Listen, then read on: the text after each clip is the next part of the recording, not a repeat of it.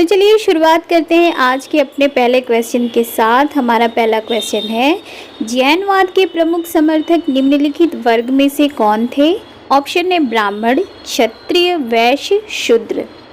देखिए क्वेश्चन में हमसे पूछ रहा है कि जैनवाद के प्रमुख समर्थक यानी जो जैन धर्म था उसको किस वर्ग के लोग ज़्यादा फॉलो करते थे? ऑप्शन में ब्राह्मण, क्षत्रिय, वैश्य, शूद्र है, तो इसका करेक्ट आंसर है वैश्य। ठीक है, जैन धर्म को वैश्य लोग ज़्यादा फॉलो करते थे। वैश्य जैनवाद के सबसे अधिक यानी प्रमुख समर्थक थे। ठीक है, तो इसका करेक्ट आंसर है वैश्य। नेक्स्ट क्वेश्चन है, निम्नलिखित में से किनका विश्वास था कि केवल जो अपने घरों को छोड़ते हैं वे ही सच्चा ज्ञान प्राप्त कर सकते हैं? ऑप्शन है महावीर एवं पार्श्वनाथ, महावीर एवं बुद्ध, वैदिक मनीषी, बुद्ध एवं मक्कली घोषाल।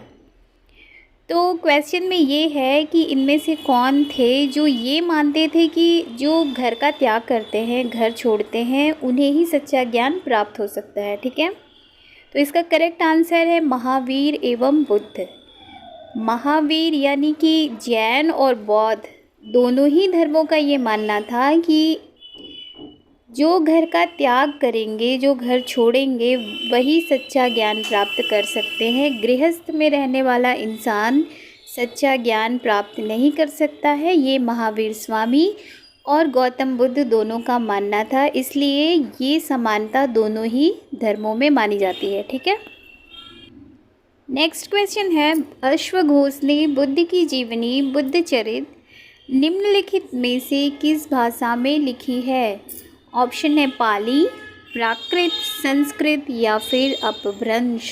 तो इसका करेक्ट आंसर है संस्कृत। ठीक है, अश्वघोष ने बुद्ध की जीवनी लिखी जिसे कहते हैं बुद्धचरित। बुद्धचरित नाम से उन्होंने बुद्ध की, भगवान गौतम बुद्ध की जीवनी लिखी है और वो किस भाषा में लिखी है? संस्कृत भाषा में। देखिए सीटेट पेपर 2 में आपके एसएसटी में गौतम बुद्ध मतलब बौद्ध और जैन धर्म से रिलेट करता हुआ एक क्वेश्चन तो आना ही आना है, इसलिए बिल्कुल अच्छे से ध्यान से इसको तैयार कर लीजिए आप। चलिए देखते हैं हमारा नेक्स्ट क्वेश्चन क्या है। नेक्स्ट है, बौद्ध ग्रंथ डैश डैश में 6ठी शताब्दी ईसा पूर्व के 16 महाजनपदों का उल्लेख मिलता है। ठीक है, बौद्ध ग्रंथ का वो कौन सा भाग है जिसमें 6ठी शताब्दी ईसा पूर्व के 16 महाजनपदों का उल्लेख मिलता है? ठीक है, ऑप्शन दिया हुआ है विनय पिटक, अंगुत्तर निकाय, अभिधम्म पिटक या फिर जातक कथाएं। तो वो कौन सा भाग है? वो है अंगुत्तर निकाय। ठीक है, इसका करेक्ट आंसर है अंगुत्तर निकाय। तो बौद्ध ग्रंथ अंगुत्तर निकाय में 6ठी शताब्दी ईसा पूर्व के 16 महाजनपदों का उल्लेख मिलता है। 16 महाजनपद कौन कौन से थे? कौशाम्बी, तक्षशिला, है ना, वो अलग क्वेश्चन है। तो उसका जो 16 महाजनपदों का उल्लेख मिलता है अंगुत्तर निकाय में। ठीक है, नेक्स्ट क्वेश्चन है हमारा, प्रारंभिक बौद्ध धर्म ग्रंथ किस भाषा में लिखे गए थे? ऑप्शन है संस्कृत, ब्राह्मी, पाली या फिर अपभ्रंश। तो जो प्रारंभिक यानी शुरू में जो बौद्ध धर्म ग्रंथ लिखे गए वो किस भाषा में, किस लैंग्वेज में लिखे गए थे? ठीक है, तो संस्कृत में तो बिल्कुल नहीं लिखे गए थे, अपभ्रंश ब्राह्मी में भी नहीं, पाली भाषा में। ठीक है, बौद्ध धर्म ग्रंथ जो प्रारंभिक थे वो पाली भाषा में लिखे गए थे, तो इसका करेक्ट आंसर है पाली। नेक्स्ट क्वेश्चन है, बुद्ध के पूर्व जीवन से संबंधित घटनाओं का वर्णन डॉट डॉट में है, किस में है? ऑप्शन है अंगुत्तर निकाय, विनय पिटक, अभिधम्म पिटक या फिर जातक कथाओं में। तो इसका करेक्ट आंसर है जातक कथाओं में बुद्ध के पूर्व जीवन यानी पिछले जीवन से संबंधित घटनाओं का वर्णन मिलता है। ठीक है, पिछले जन्म की घटनाओं का वर्णन है जातक कथाओं में।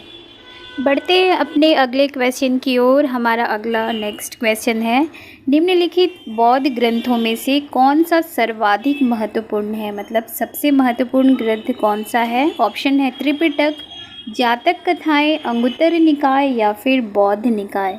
तो इसका करेक्ट आंसर है त्रिपिटक। ठीक है, बौद्ध ग्रंथों में सबसे ज़्यादा महत्वपूर्ण जो ग्रंथ है वो है त्रिपिटक।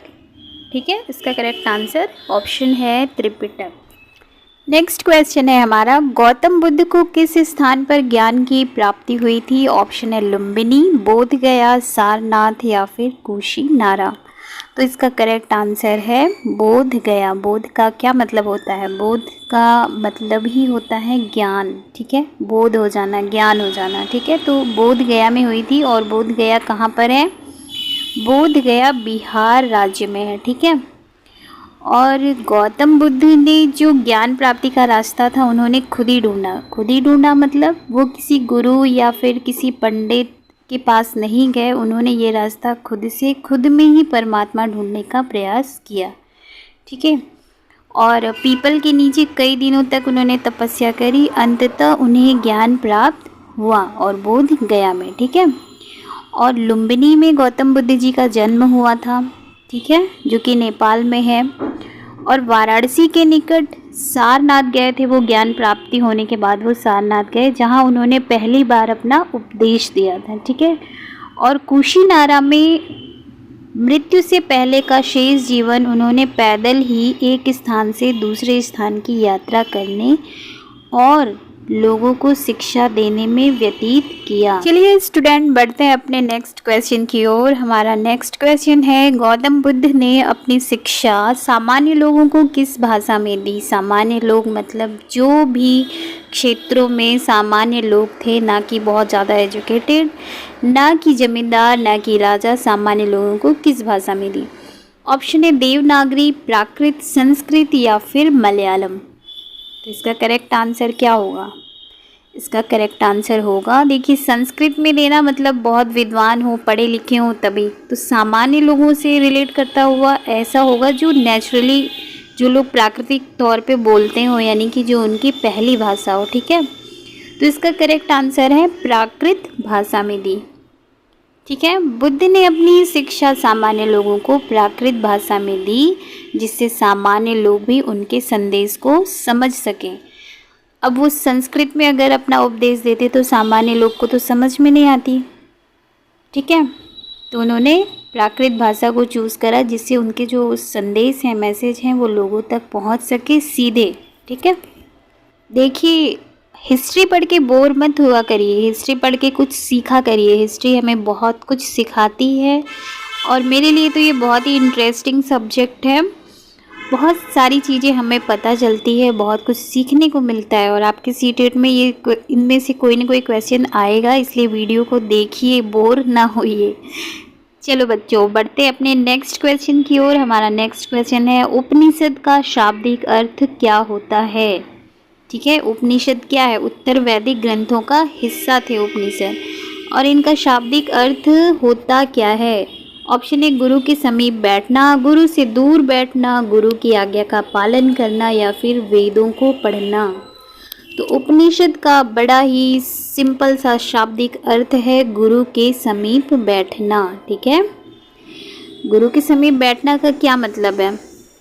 ये जो उपनिषद है ना, इन ग्रंथों में अध्यापकों और विद्यार्थियों के बीच बातचीत का संकलन किया गया है। ठीक है, जैसे टीचर के सामने स्टूडेंट बैठ गया और उनसे वार्तालाप कर रहा हो। ठीक है, ये होता है सामान्य वार्तालाप करना। और आपस में लोग चर्चा करते थे, और चर्चाओं में भाग लेने वाले अधिकांशतः पुरुष, ब्राह्मण तथा राजा होते थे, लेकिन कभी कभी गार्गी जैसे स्त्री विचारकों का भी उल्लेख मिलता है। ठीक है, विद्वता के लिए प्रसिद्ध गार्गी जो थी वो अपनी विद्वता के लिए बहुत ज़्यादा प्रसिद्ध थी। राज दरबारों में होने वाले वाद विवाद में हिस्सा भी लिया करती थी। ठीक है, तो इसका करेक्ट आंसर गुरु के पास बैठना। नेक्स्ट क्वेश्चन की ओर बढ़ते हैं। नेक्स्ट क्वेश्चन है हमारा, सत्यकाम जाबाल का वर्णन निम्न में से किस में मिलता है? ऑप्शन है वेद, उपनिषद, भागवत गीता या फिर अभिज्ञान शाकुंतलम में। तो इसका करेक्ट आंसर है उपनिषद। ठीक है, सत्यकाम जाबाल का जो अपवाद है, जो वर्णन है, वो बड़ा ही प्रसिद्ध है और ये उपनिषद का एक पार्ट है। उपनिषद से हमें पता चलता है उनके बारे में।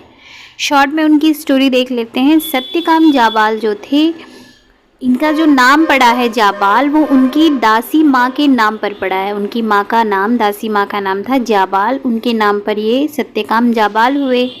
सत्यकाम जो थे, उनके मन में सत्य को जानने की, सच्चाई, सत्य, ज्ञान को जानने की तीव्र जिज्ञासा उत्पन्न हुई एक बार।